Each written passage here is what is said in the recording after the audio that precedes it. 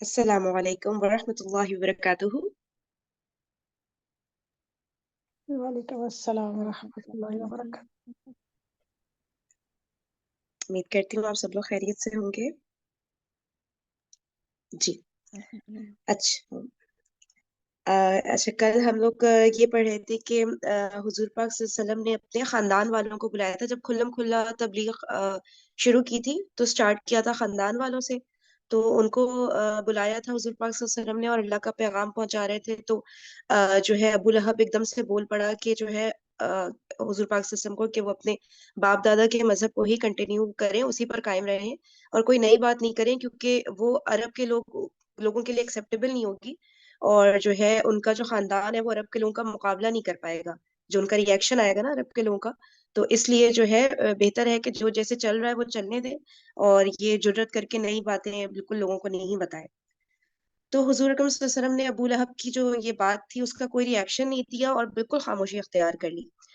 پھر یہ کیا کہ دوبارہ سے خاندان والوں کو جمع کیا اور اللہ تعالیٰ کا پیغام پہنچایا, یعنی کہ توحید, رسالت اور یوم آخرت, ان پر ایمان لانے کی دعوت کی.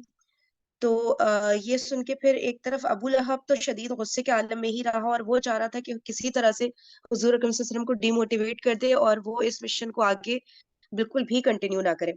اور دوسری طرف ابو طالب نے ان کو فل سپورٹ کا یقین دلایا اور یہ بھی ان کو کہا کہ وہ ان کی حفاظت کریں گے ہر حال میں. تو جب حضور پاک صلی اللہ علیہ وسلم کو یقین ہو گیا کہ ابو طالب ان کو سپورٹ کریں گے تو پھر وہ کوہ صفا پر یعنی صفا کی پہاڑی پر چڑھ کر انہوں نے آواز لگائی اور لوگوں کو ایمان لانے کی دعوت دی. تو ابو لہب کو یٹ اگین وہی غصہ بہت آیا اور اس نے عجیب عجیب باتیں کرنے لگا اور اس نے کہا کہ یہ بات کہنے کے لیے آپ نے ہمیں یہاں پر جمع کیا تھا, مطلب اس کو یہ بات کو امپورٹنٹ ہی نہیں لگ رہی تھی. تو اس نے کہا کہ یہ اتنی سی بات کہنے کے لیے آپ نے سب کو جو ہے یہاں پہ جمع کیا. تو پھر جو ہے وہ سورہ نازل ہوئی تھی اور تبت یعنی کہ سورہ لہب نازل ہوئی اور جس میں اللہ تعالیٰ نے فرمایا کہ ابو لہب کے دونوں ہاتھ غارت ہو اور وہ خود بھی غارت ہو. پھر رسول اللہ صلی اللہ علیہ وسلم نے اسلامک ٹیچنگز کھل کے دینا شروع کی اور بت پرستی کے خلاف اور جو ڈفرینٹ رسم و رواج اور خرافات وہاں پہ تھی ان کے خلاف کھل کے جو اسلام کے پیغامات, اسلام کے جو احکامات تھے وہ لوگوں تک پہنچانا شروع کیے. اس پر یہ مکے کے لوگوں سے یہ چیز بالکل برداشت ہی نہیں ہوئی اور وہ غصے سے بالکل پھٹ پڑے اور ان کو ہوا کہ بھئی یہ تو ہمارے بتوں کی گستاخی کر رہا ہے اور ہمارے جو باپ دادا ہیں ان کو گمراہ کہہ رہے ہیں. تو ظاہر سی بات ہے یہ چیز ایک دم سے ایکسیپٹ کرنا آسان نہیں ہوتا. تو وہ بالکل ہی غصے میں آ گئے تھے اور پھر انہوں نے سوچا کہ کیا کیا جائے کہ یہ دعوت آگے نہ بڑھے اور یہ کام یہیں پہ رک جائے. تو سب سے پہلے تو وہ ابو طالب کے پاس گئے تاکہ وہ اپنے بھتیجے کو سمجھائیں, لیکن اس سے بھی کوئی فائدہ حاصل نہیں ہوا ان کو. اچھا اب اور ان کو سمجھ میں آ رہا تھا کہ اگر حضور پاک صلی اللہ علیہ وسلم کا میسج جو لے کر آئے ہیں وہ اللہ تعالیٰ کا وہ ایکسیپٹ کر لیا تو پھر جتنی بھی ان کی یہ رسم و رواج ہیں یہ سب ختم کرنا پڑے گا اور یہ جو بت پرستی وغیرہ میں اور ڈفرینٹ جو گناہوں میں لت پت تھی ان کی زندگی یہ ان کو چھوڑنا پڑے گا. تو یہ تو ان کو سمجھ آ گیا تھا. تو اور اس کے علاوہ بھی جو وہ فائدہ اٹھا رہے ہوتے تھے رعایا سے اور ساری طرح کی ان کی عیاشیاں ایک طرح سے ختم ہو جائیں گی اگر انہوں نے ایمان لے آئے. پھر جو ہے ابو طالب تو ساتھ دے رہے تھے, اتنا تو حضور پاک صلی اللہ علیہ وسلم کو یقین تھا جس سے ان کی ہمت بھی بنتی تھی اور قریش کو بھی یہ چیز دکھ گئی تھی کہ وہ بھی سپورٹ کر رہے ہیں. تو اس لیے اب قریش کو تھا کہ اب ہمیں کوئی اور راستہ ڈھونڈنا پڑے گا کہ جس طرح سے اس دعوت کو روکا جائے. تو اب وہ ہم آگے پڑھیں گے آج انشاءاللہ. ہم نے ختم کیا تھا قریش ابو طالب کی خدمت میں ہم نے پورا کر لیا تھا اور حجاج کو روکنے کے لیے مجلس شورا یہ ہم پڑھ رہے تھے. اس کو کہاں سے سٹارٹ لیا آج, چلے اس کو دوبارہ سے یہاں سے تھوڑا سا پڑھنا سٹارٹ لے لیتے ہیں. تھوڑا سی ایکسپلینیشن کر ہوئی تھی لیکن پھر وہ ربط قائم نہیں رہ پائے گا, اس لیے کوئی ریڈ کرنا چاہے گا. حجاج کو روکنے کے لیے مجلس شورا. یہاں سے میں پڑھوں جی جی حجاج کو روکنے کے لیے مجلس شورا. جی جی یہاں سے ہی کر لیتے ہیں, سٹارٹ کر لیتے ہیں. بالکل چلیں ایک منٹ. انہی دنوں قریش کے سامنے ایک اور مشکل آن کھڑی ہوئی, یعنی ابھی کھلم کھلا تبلیغ پر چند ہی مہینے گزرے تھے کہ حج کا موسم آ گیا. قریش کو معلوم تھا کہ اب عرب کے وفود جو ہیں, وفد کی جمع ڈیلیگیشنز جو ہیں وہ آئیں گے, ان کی آمد شروع ہوگی. اس لیے وہ ضروری سمجھتے تھے کہ نبی صلی اللہ علیہ وسلم کے متعلق کوئی ایسی بات کہیں جس کی وجہ سے اہل عرب کے دلوں پر آپ کی تبلیغ کا اثر نہ ہو. چنانچہ وہ اس بات پر گفت و شنید کے لیے یعنی آپس میں بات چیت کرنے کے لیے صلاح و مشورہ کے لیے ولید بن مغیرہ کے پاس اکٹھے ہوئے۔ ولید نے کہا اس بارے میں تم سب لوگ ایک رائے اختیار کر لو، تم میں باہم کوئی اختلاف نہیں ہونا چاہیے، سارے مل بیٹھ کے سوچو کہ بات ایک ہی کرنی ہے اور کیا کرنی ہے، اور اس میں کوئی اختلاف نہیں ہونا چاہیے کہ ایسا نہیں ہو کہ تمہارے خود ہی جو تمہارا گروپ ہے ان میں سے ایک آدمی دوسرے کی بات کو جھوٹا ثابت کرے۔ تو سوچ لو کہ کیا کہنا ہے سارے مل کے، اور ایک بات کی ایک دوسرے کی بات کو کاٹ دے یا ایک دوسرے کی بات کو جھٹلا دے یا اس کو وہ جو کیا کہتے ہیں ڈیفر کرے، تو بہتر ہے کہ پہلے ہی فیصلہ کرو کہ ایک ہی بات ہے جو ہم نے سب کو کہنی ہے۔ لوگوں نے کہا آپ ہی کہیے، اس نے کہا نہیں تم لوگ کہو میں سنوں گا۔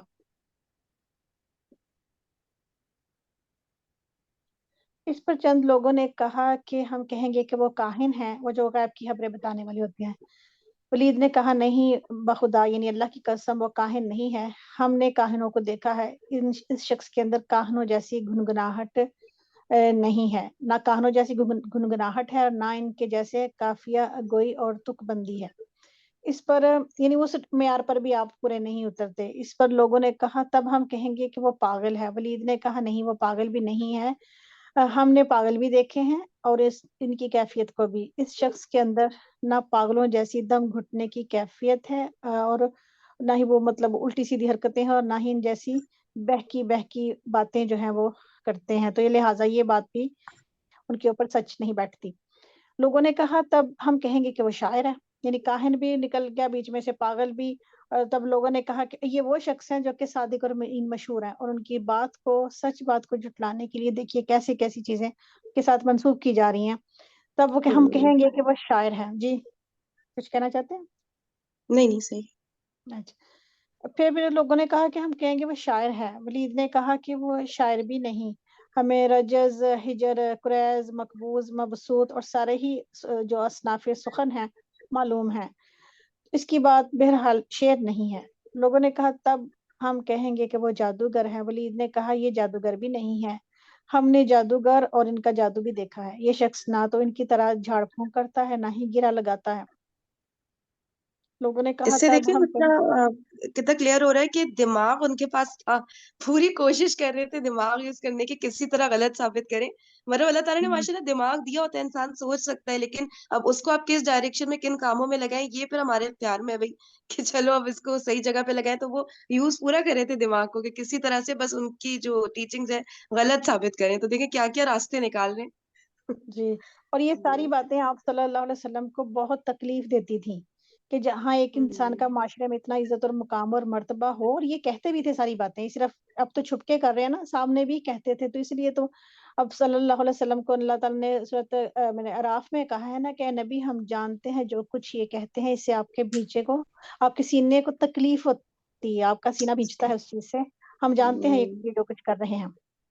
صحیح۔ لوگوں نے کہا تب ہم کہیں گے جو جھاڑ پھونک نہیں کرتا، جادوگروں کی طرح ناگرہ لگاتا ہے۔ لوگوں نے کہا تب ہم کہیں گے، تب ہم کیا کہیں گے؟ ولید نے کہا خدا کی قسم اس کی بات بڑی شیریں ہے، میٹھی ہے، اس کی جڑ پائیدار ہے اور اس کی شاخ پھلدار، تو جو بات بھی کہو گے لوگ اسے باطل سمجھیں گے، البتہ اس کے بارے میں سب سے مناسب بات یہ کہہ سکتے ہیں کہ وہ جادوگر ہے، اس نے ایسا کلام پیش کیا، یعنی کلام پہ پھر جادو کی بات نا قرآن پہ لے آئے ہیں۔ اسی طرح اللہ تعالیٰ نے کہتا ہے نبی یہ آپ کو نہیں جھٹلاتے بلکہ یہ اللہ کے کلام کو جھٹلاتے ہیں، اس نے ایسا کلام پیش کیا ہے جو جادو ہے، یعنی جادوگر سے تو پھر یہ ہونا تھا کہ نبی صلی اللہ علیہ وسلم جادو کر رہے ہیں، تو یہ ساری بات اب قرآن پہ آ گئی ہے۔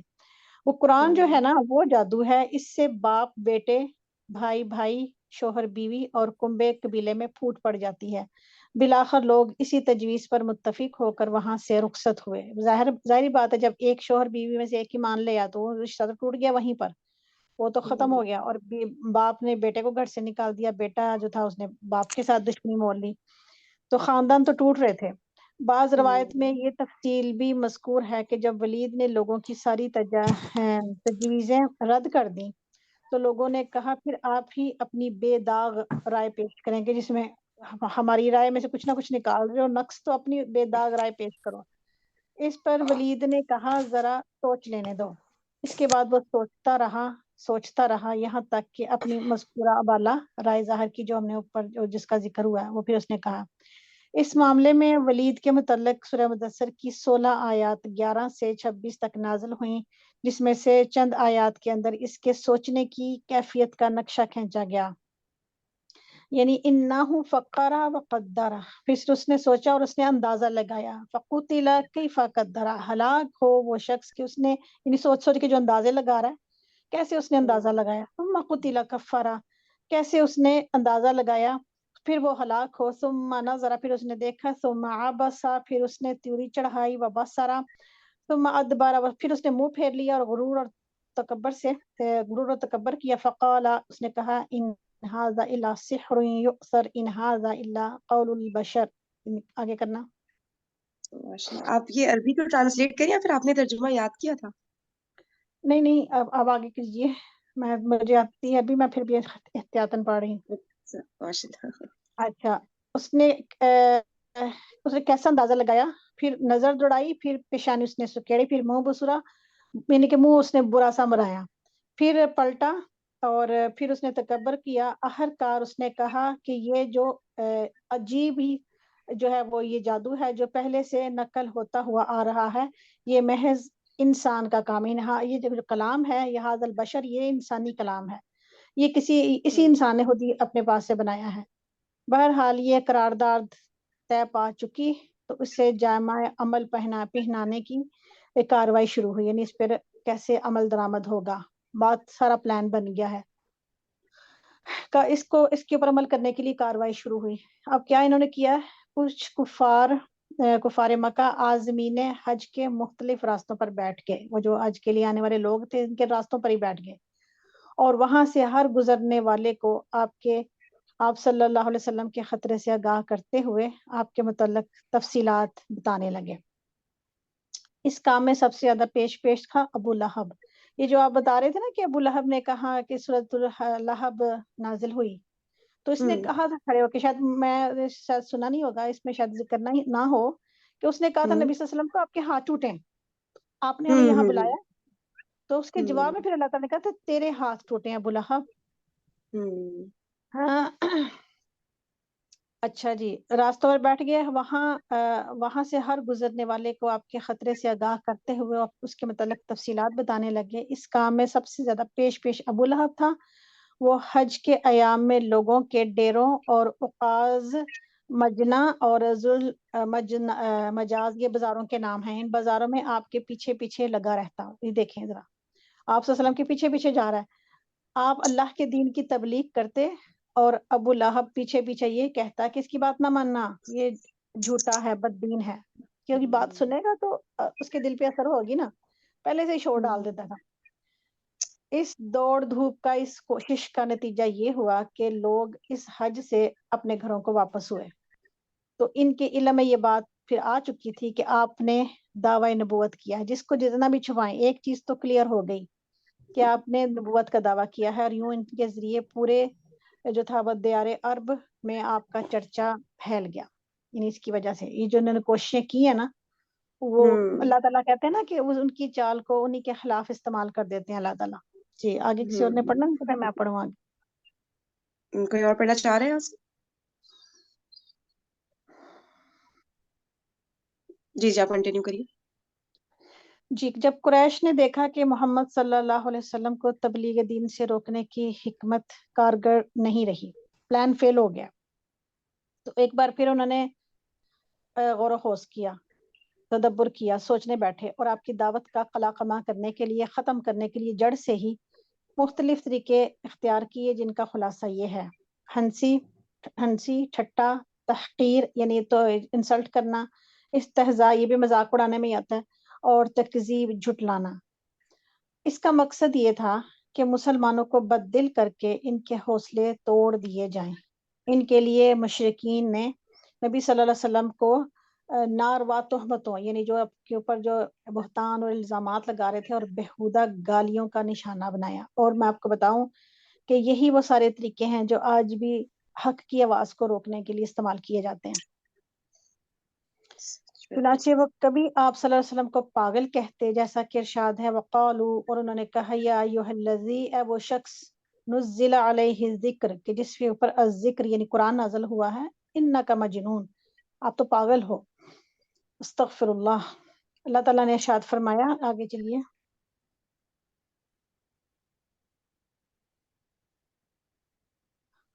وَعَجِبُوا، اور انہیں یہ چیز عجیب لگی، ان جاءہم، کہ ان کے پاس آیا، منذر، ایک ڈرانے والا، منہم، انہی میں سے۔ یہ بات انہیں عجیب لگ رہی ہے کہ انہی میں سے، انہی لوگوں کے اندر، ان کے ہی خاندان کے اندر ایک ڈرانے والا آیا۔ وقال الکافرون، اور کافروں نے کہا ھذا سحر کذاب، کافر کہتے ہیں کہ یہ جادوگر ہے، کذاب ہے، بہت بہت بہت زیادہ جھوٹ بولنے والا ہے۔ یہ کفار آپ کے آگے پیچھے پر ہے، یہ کیا کہتے ہیں، کیا کہنا ہے، غضب اور منتقمانہ نگاہوں سے، یعنی انتقام کی نظروں سے اور بھڑکتے ہوئے جذبات کے ساتھ چلتے تھے۔ یعنی دیکھیں کتنے غصے اور غضب کے ساتھ، اور اس سے انتقام لینا ہے، اور آنکھوں ہی آنکھوں میں آپ کے ساتھ اپنی آنکھوں سے اپنے جذبات کا اظہار کریں، نفرت کو وہ ظاہر کر رہے ہیں۔ وَإِن يَكَادُوا، وَيَكَادُ الَّذِينَ كَفَرُوا، اور جب یہ کافر جب اس قرآن کو سنتے ہیں، لِيُزْلِقُونَكَ بِأَبْصَارِهِمْ، تو ایسے ہیں کہ جیسے وہ اپنی نگاہوں سے ہی آپ کو، آپ کے قدم اکھاڑ دیں گے، آپ کو ناکام کر دیں گے۔ لِيُزْلِقُونَكَ بِأَبْصَارِهِمْ، اپنی آنکھوں سے۔ لَمَّا سَمِعُوا الذِّكْرَ، جب وہ سنتے ہیں اس قرآن کو، وَيَقُولُونَ، اور کہتے ہیں، إِنَّكَ لَمَجْنُونَ، اور وہ کہتے ہیں کہ یہ تو یقیناً یہ پاگل ہے۔ اور جب آپ کسی جگہ تشریف فرما ہوتے اور آپ کے ارد گرد کمزور اور مظلوم صحابہ کرام ہوتے، تو انہیں دیکھ کر مشرکین مذاق اڑاتے، استہزاء کرتے ہوئے کہتے، اہؤلاء، کیا یہی وہ شخص ہیں، من اللہ علیہم، جس پر اللہ تعالیٰ نے بہت بڑا احسان کیا، جو آپ لوگ کہہ رہے ہو، من بیننا، ہمارے درمیان، کیا ہمارے درمیان، ہمارے معاشرے کے اندر وہ کمزور سمجھے جانے والے لوگ جو آپ کی مجلس میں بیٹھ رہے ہیں، تو کیا یہ وہ لوگ ہیں جو ایمان لانے کی وجہ سے جن پر اللہ نے احسان کیا، یہ طنز کرتے تھے؟ جواباً اللہ کا ارشاد، الیس اللہ بعلم بالشاکرین، کیا اللہ تعالیٰ ان لوگوں کو نہیں جانتا جو شکر گزار ہیں؟ یہ شکر گزار بندے ہیں جو یہاں بیٹھے ہیں۔ عام طور پر مشرکین کی کیفیت وہی تھی جس کا نقشہ ذیل کی آیات میں کھینچا گیا ہے۔ یعنی آپ نے دیکھا پیچھے سے، ہم پڑھتے آئے ہیں کہ جہاں کہیں بازار لگ رہے ہیں، جہاں کہیں آپ صلی اللہ علیہ وسلم تنہا کسی شخص کو کھڑا کر کے کسی سے بات کر رہے ہیں، یہ پیچھے جا کے بول کے اسی وقت جو ہے آپ کی بات کو رد کر کے نہیں نہیں نہیں نہیں یہ بات غلط ہے، تو ایک لمحے کے لیے تو انسان سوچنے پہ مجبور ہو جاتا نا کہ کیا پتا اس کی بات صحیح ہے، وہ کون سا نبی صلی اللہ علیہ وسلم کو جانتے تھے، تو دور دراز سے آنے والے لوگ تھے، اور اس طرح سے یہ آپ کی دعوت کو خراب کرتے تھے، کرنے کی کوشش کرتے تھے۔ ان الذین اجرموا كانوا من الذین آمنوا يضحكون، بے شک جو لوگ مجرم ہیں وہ مومنوں پر ہنستے ہیں، ان کا مذاق اڑاتے ہیں۔ وَإِذَا مَرُّوا بِهِمْ، اور جب وہ ان کے پاس سے گزرتے ہیں، یتغامزون، تو وہ آنکھیں مارتے ہیں ایک دوسرے کو، آنکھوں سے اشارے کرتے ہیں۔ وَإِذَا انقلبوا إِلَىٰ أَهْلِهِمْ انقلبوا فَكِهِينَ، اور جب وہ اپنے گھروں میں پلٹتے ہیں تو بڑے ہی لطف اندوز ہوتے ہوئے، بڑے خوش ہوتے ہوئے پلٹتے ہیں، بہت بڑا کارنامہ انجام دے لیے اس دعوت کو جو ہے نا اس کی اپنی طرف سے کوششیں کر کے۔ وَإِذَا مَرُّوا وَإِذَا رَأَوْهُمْ قَالُوا إِنَّ هَٰؤُلَاءِ لَضَالُّونَ، اور جب انہیں دیکھتے ہیں تو کہتے ہیں کہ یہی وہ لوگ ہیں کہ جو یہی وہ نا گمراہ لوگ، یہی گمراہی ہے۔ إِنَّ هَٰؤُلَاءِ لَضَالُونَ، تو جب ان کے پاس سے انہیں دیکھتے ہیں تو کہتے ہیں یہی لوگ گمراہ ہیں۔ وما ارسلوا علیہم حافظین، حالانکہ یہ لوگ، یہ کفار، ان پر نگران بنا کر نہیں بھیجے گئے تھے، وہ جو کر رہے ہیں ان کو اللہ تعالیٰ نے آزادی دی ہے ایمان حاصل کرنے کی، تو وہ ایمان حاصل کریں، تو یہ ان کے پیچھے کیوں پڑے ہیں؟ کیا ان کے اوپر نگران بنا کے تو اللہ تعالیٰ نے ان کو نہیں بھیجا؟ جی جزاک اللہ مسینا، تھینک یو، ماشاء اللہ اچھا ایکسپلین کیا جی۔ کون ریڈ کرنا چاہے گا نیکسٹ؟ جی نیکسٹ کوئی ریڈ کرنا چاہے گا تو انمیوٹ کر سکتا ہے۔ یس اچھا میم۔ جی ظلم آپ ریڈ کریے گا۔ جی میں کروں؟ ظلم کر لیں صوفیہ، پھر آپ کر لیجیے گا، ٹھیک ہے؟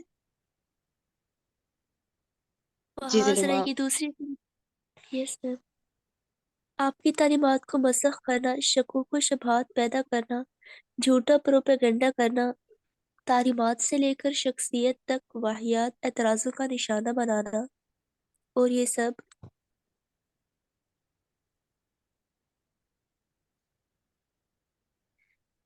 इस कसरत से करना कि अवाम को आप सल्लल्लाहु अलैहि वसल्लम की दावत और तबलीग पर गौर करने का मौका ही ना मिल सके। चुनांचे ये मुशरिकीन कुरान के मुतालिक कहते थे, असातीरुल अव्वलीन नक्ततबहा वहिय तुमला अलैहि बुकरतन व असीला। ये पहलू के अफसाने हैं जिन्हें आप सल्लल्लाहु अलैहि वसल्लम ने लिखवा लिया है। अभी आप सल्लल्लाहु अलैहि वसल्लम पर वो शब तिलावत किए जाते हैं। इन हादा इल्ला इफ्कुम यफ्कुहु व आनहु अलैहि कौमुन आखरून। ये महज झूठ है जिसे इसने घड़ लिया है और कुछ दूसरे लोगों ने इस पे इसकी अहानत की है। मुशरिकीन ये भी कहते थे कि इन्नमा युअल्लिमुहु बशर, ये कुरान तो आपको एक इंसान सिखाता है। रसूलुल्लाह सल्लल्लाहु अलैहि वसल्लम पर इनका एतराज ये था, मा लिहाज़ा रसूल याकुलु तआमा व यमशी फिल अस्वाक। ये कैसा रसूल है कि खाना खाता है और बाजारों में चलता फिरता है। कुरान शरीफ के बहुत से मकामात पर मुशरिकीन का रद्द भी किया गया है, कहीं एतराज नकल करके और कहीं नकल के बगैर। यानी कि हुजूर आगे पाक बोलो सल्लम बेटा। दावत दे रहे होते थे और बस वहां पर वो अपना लगे रहते थे किसी तरह से उनकी दावत को जो है उसको नेगेट किया जाए, और बस कि वो किसी तरह लोग सुने ही नहीं। ठीक है, समझना तो दूर की बात, उनको प्रॉपरली तरीके से सुनने भी नहीं देते थे और उनके खिलाफ ऐसी बातें आलतू फालतू बोलना शुरू हो जाते थे कि बस वो तवज्जो ही ना दें लोग उनकी दावत की तरफ। जी, आगे बढ़िए। बहार अलैहि की तीसरी सूरत, पहलू के वाकयात और अफसानों से कुरान का मुकाबला करना और लोगों को इसमें उलझाए और फंसाए रखना। चुनांचे नज़र बिन हारिस का वाक़या है कि उसने एक बार कुरैश से कहा, कुरैश को लोगों, खुदा की कसम, तुम पर ऐसी अफताद आ पड़ी है कि तुम लोग अब तक उसका कोई तोड़ नहीं ला सके। मोहम्मद सल्लल्लाहु अलैहि वसल्लम तुम में जवान थे तो तुम्हारे सबसे पसंदीदा आदमी थे, सबसे ज्यादा सच्चे और सबसे बढ़कर अमानतदार थे। अब जबकि उनके कदपट्टियों पर सफेदी दिखाई पड़ने को है, यानी उधेड़ हो चले हैं और वो तुम्हारे पास कुछ बातें लेकर आए हैं, तो तुम कहते हो कि वो जादूगर है। नहीं, बाखुदा वो जादूगर नहीं है। हमने जादूगर देखे हैं, उनकी झाड़ फूक और गिराबंदी भी देख चुके हैं, और तुम लोग कहते हो कि वो काहिन है। नहीं, फिर आगे अच्छा, ये करें। नजर बिन हारिस एक्सप्लेन करें सब, ठीक है।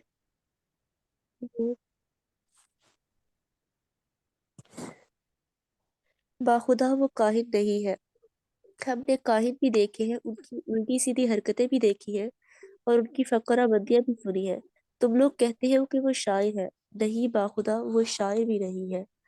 हमने शायर भी देखा है और उसके सारे अहदाफ, हजस, रज्स वगैरह सुने हैं। तुम लोग कहते हो कि वो पागल है। नहीं, बाखुदा वो पागल भी नहीं है। हमने पागलपन भी देखा है। यहाँ ना उस तरह की घुटन है, ना वैसी बहकी बहकी बातें, और ना उनकी जैसी फरेबकाराना गुफ्तगू। देश को लोगों, सोचो, खुदा की कसम, तुम पर जबरदस्त आफताब आ पड़ी है। उनके बाद नजर बिन हारिस अवताद हीरा कोई लिया। बता सकते हैं अवताद किसको कहते हैं? किसी को इसका मीनिंग पता है? मुसीबत मुसीबत मुसीबत को कहते हैं। मुसीबत या परेशानी। अच्छा अच्छा। वहाँ बादशाहों के वाकयात और रस्तबो असफंद यार के किस्से सीखे। फिर वापिस आया तो जब रसूलुल्लाह सल्लल्लाहु अलैहि वसल्लम किसी जगह बैठकर अल्लाह की बातें करते और उसकी गिरफ्त से लोगों को डराते, तो आप सल्लल्लाहु अलैहि वसल्लम के बाद ये शख्स वहां पहुंच जाता। वो कहता कि खुदा मोहम्मद सल्लल्लाहु अलैहि वसल्लम की बातें मुझसे बेहतर नहीं। इसके बाद वो फारिस के बादशाहों और रुस्तम इस वक्त पार के किस्से सुनाता, फिर कहता, आखिर किस बिना पर मोहम्मद सल्लल्लाहु अलैहि वसल्लम की बात मुझसे बेहतर है। इब्ने अब्बास की रवायत है तो ये भी मालूम होता है कि नजर ने चंद लोनियां खरीद रखी थी, और जब वो किसी आदमी के मुतालिक सुनता कि वो नबी सल्लल्लाहु अलैहि वसल्लम की तरफ माइल है, तो उस पर एक लोनी मुसल्लत कर देता, जो उसे खिलाती पिलाती और गाने सुनाती, यहाँ तक کہ اسلام کی طرف اس کا جھکاؤ باقی نہ رہ جاتا۔ اسی طرح ارشاد الہی ہے وَمِنَ النَّاسِ مَن يَشْتَرِي لَهْوَ الْحَدِيثِ لِيُضِلَّ عَن سَبِيلِ اللَّهِ۔ کچھ لوگ ایسے ہیں کہ جو کھیل کی بات خریدتے ہیں تاکہ اللہ کی راہ سے بھٹکا دے۔ استغفر اللہ۔ اچھا، یعنی کہ کوئی بھی اگر اٹریکٹ ہو رہا ہوتا، یعنی کہ سن رہا ہوتا اور سے ان کی بات سمجھنے کی کوشش کر رہا ہوتا، تو وہ کیا کرتا کہ ایک لونڈی یعنی کہ ان کے ساتھ وہ کرا دیتا تاکہ جو اسے کھلاتی پلاتی اور گانے سناتی تاکہ وہ دھیان بٹے اور بس وہ ان کی دعوت قبول نہ کرے کسی طرح وہ شخص کتنی گھٹیا حرکت کرتا تھا۔ اچھا اب وہ جی جزاک اللہ ذلہما۔ صوفیہ آپ پڑھنا چاہ رہی تھی آگے؟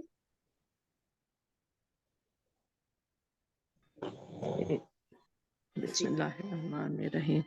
محاذ آرائی کی چوتھی صورت، سودے بازیاں جن کے ذریعے مشرکین کی یہ کوشش تھی کہ اسلام اور جاہلیت دونوں بیچ راستے میں ایک دوسرے سے جا ملیں، یعنی کچھ لو اور کچھ دو کے اصول پہ اپنی بعض باتیں مشرکین چھوڑ دیں اور بعض باتیں نبی اکرم صلی اللہ علیہ وآلہ وسلم چھوڑ دیں۔ قرآن پاک میں اسی کے متعلق ارشاد ہے وہ چاہتے کہ آپ ڈھیلے پڑ جائیں تو وہ بھی ڈھیلے پڑ جاتے۔ چنانچہ ابن جریر اور طبرانی کی ایک روایت ہے کہ مشرکین نے رسول اکرم صلی اللہ علیہ وآلہ وسلم کو یہ تجویز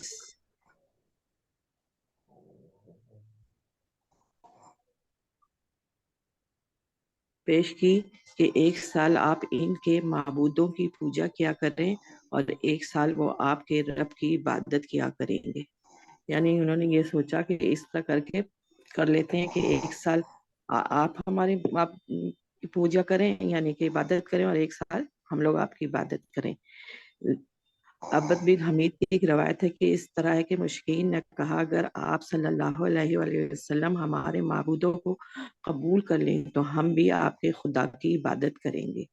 یعنی جو کافر تھے مشرکین نے کہا کہ اگر ہمارے معبودوں کو آپ پوجا کریں اس کی عبادت کریں تو پھر ہم بھی آپ کے خدا کی عبادت کرنے لگ جائیں گے، یعنی ہم دونوں ایک دوسرے سے اس طرح کا معاہدہ کر لیں۔ ابن اسحاق کا بیان ہے کہ رسول اکرم صلی اللہ علیہ وآلہ وسلم خانہ کعبہ کا طواف کر رہے تھے کہ اسود بن مطلب بن اسد بن عزا، ولید بن مغیرہ، امیہ بن خلف اور عاص بن وائل سہمی آپ صلی اللہ علیہ وسلم کے سامنے آئے۔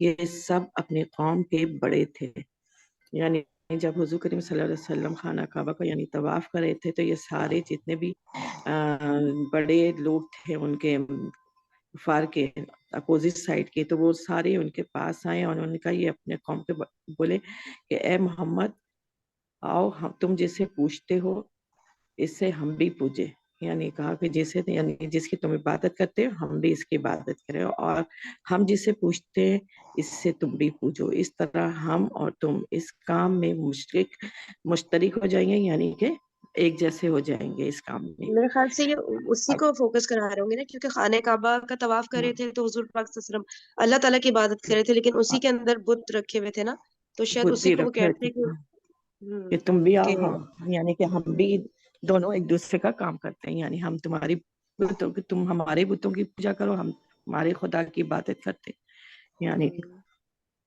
صحیح۔ تو ہم پوچھتے ہیں اور ہم جسے پوچھتے ہیں اسے تم پوچھو۔ اس طرح اب اگر تمہارا معبود ہمارے معبود سے بہتر ہے تو ہم اس سے اپنا حصہ حاصل کر چکے ہوں گے، اور اگر ہمارا معبود تمہارے معبود سے بہتر ہے تو تم اس سے اپنا حصہ حاصل کر چکے ہوگے۔ اس پہ اللہ تعالیٰ نے پوری سورت قل یا ایھا الکافرون نازل فرمائی، جس میں اعلان کیا گیا کہ جس سے تم لوگ پوچھتے ہو اس سے میں نہیں پوچھ سکتا، اور اس فیصلہ کن جواب کے ذریعے ان کی مضحکہ خیز گفت و شنید کی جڑ کاٹ دی گئی۔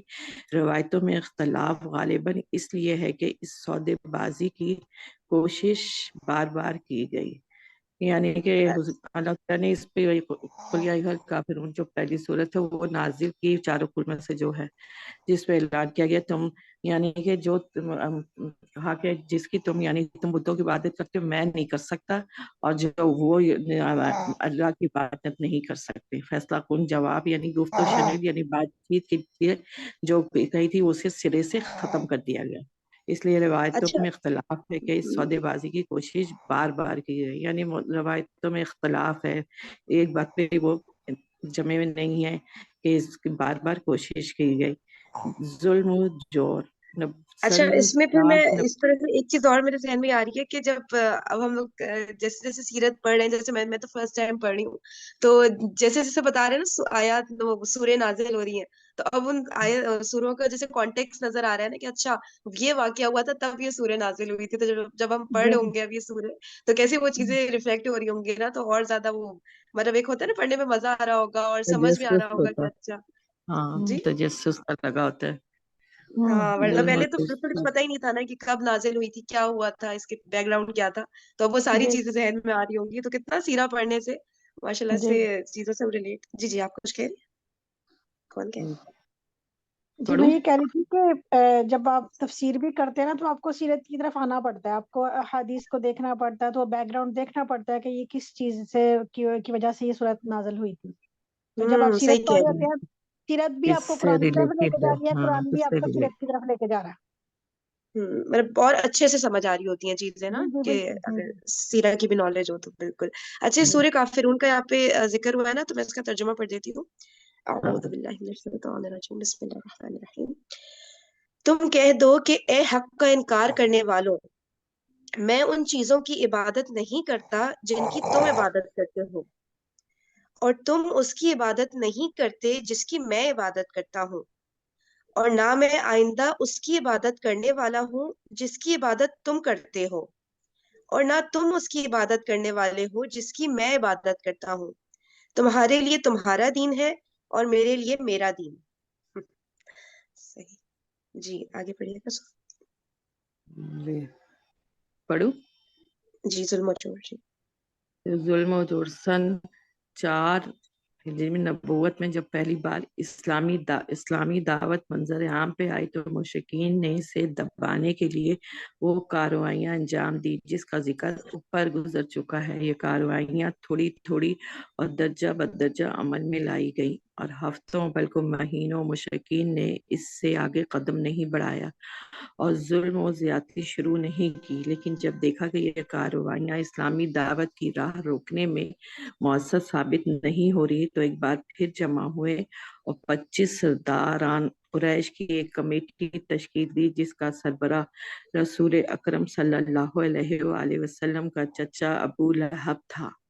یعنی اس کو انہوں نے منظر پہ آئے تو اسے روکنے کے لیے انہوں نے بہت کوشش کی اور کارروائیاں بنائی اور درجہ بدرجہ یعنی کہ عمل میں لانے لگے باری باری، اور ہفتوں مہینوں سے آگے قدم نہیں بڑھایا، ظلم و زیادتی شروع نہیں کی۔ جب دیکھا ہے کارروائیاں اسلام کو روکنے میں وہ کامیاب نہیں ہوئے، وہ زیادہ اچھا ثابت نہیں ہوا، تو پھر وہ لوگ دوبارہ جمع ہوئے اور 25 قریش کے سرداروں کی ایک کمیٹی بنائی گئی جس کا سربراہ جو تھا ابو لہب تھا، جو حضور کریم صلی اللہ علیہ وسلم کا چچا تھا۔ اس کمیٹی نے باہمی مشورے اور غور و غوص کے بعد رسول اکرم صلی اللہ علیہ وسلم اور صحابہ کرام کے خلاف ایک فیصلہ کن قرارداد منظور کی، یعنی یہ طے کیا کہ اسلام کی مخالفت، پیغمبر اسلام کی ایذا رسانی اور اسلام لانے والوں کو طرح طرح کے جو جور و ستم اور ظلم و تشدد کا نشانہ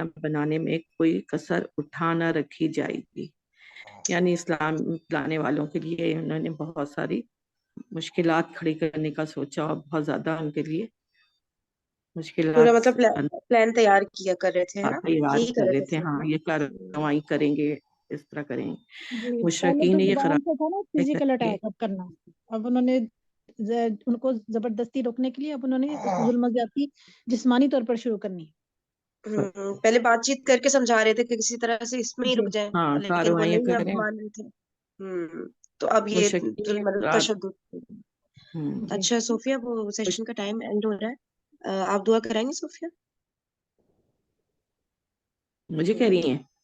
جی جی، سیشن جی اینڈ ہو رہا ہے نا، تو دعا انشاءاللہ کر کے پھر یہاں سے جو انشاءاللہ کل کنٹینیو کر لیں گے، چلے ٹھیک ہے؟ ٹھیک ہے، اچھا، اس ہاں میں بس تھوڑا سا سیشن لیکن ریجوائن کرنا ہوگا کیونکہ جی آپ کچھ کہہ رہی ہیں صوفیہ؟ نہیں میں کہہ رہی بس ختم یہیں تک، یہ شروع نہیں کروں جی جی پڑھنا؟ نہیں نہیں یہ نہیں، یہ یہاں سے کل کریں گے، ٹھیک ہے نا، ٹائم اینڈ ہو رہا ہے تو اب جی جو ہے سب لوگ میں سیشن اینڈ کر رہی ہوں تو دوبارہ ریجوائن کر لیں ورنہ دعا کے بیچ میں ہی اینڈ ہو جائے گا، ٹھیک ہے؟ اچھا چلو ٹھیک